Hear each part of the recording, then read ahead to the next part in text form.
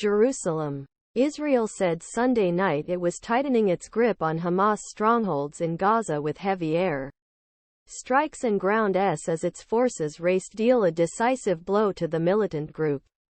Before international outrage over civilian deaths and humanitarian collapse forced it relent. The Israel Defense Forces struck more than 250 sites across Gaza were fiercely fighting Khan Yunis, largest city in south, and Shijaya Jabalia neighborhoods north. The attacks have pushed tens of thousands of displaced civilians into crowded places near the Egyptian border and plunged healthcare systems in Gaza into a disaster, according to the World Health Organization. But IDF officials said Hamas began to cave in to the attack.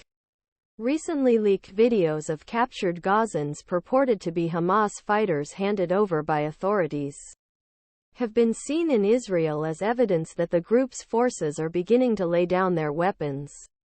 However, many Gazans described seeing family members and children with no connection to Hamas being detained. Prime Minister Benjamin Netanyahu directly called on Hamas militants to abandon their leaders. "Don't die for Sinwar. Surrender now," he said, referring to Hamas top commander Yahya Sinwar. The videos sparked outrage among rights groups, who said displaying stripped prisoners on parade could amount to ill treatment and that the ranks included non-combatants. Israel said forcing captives to undress was a standard security measure to detect hidden weapons and explosives. Officials said troops were rounding up combative males from battlefields and those deemed non-combatants would be released. In recent weeks, Israel has detained an unknown number of Gazan civilians without charge. Some were released within hours, while others disappeared. Families told the Post the IDF said its offensive killed about 7,000 Hamas fighters from a force estimated to number as many as 40,000. About half of the group's battalion and company commanders were killed, but Sinwar and other senior leaders were still on duty, officials said. The IDF said on Monday that Israeli aircraft had dropped 7 tons of war materiel to troops Khan Yunis in recent days as ground operations the south stepped up.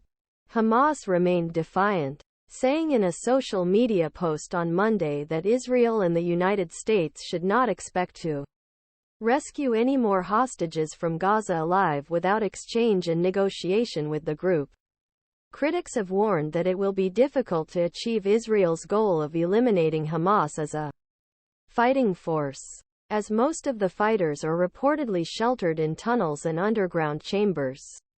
The task clearing the net is complicated by the presence of an estimated 137 Israeli hostages and mounting pressure on Israel to retreat from attacks that have killed nearly 18,000 Gazans, including thousands children.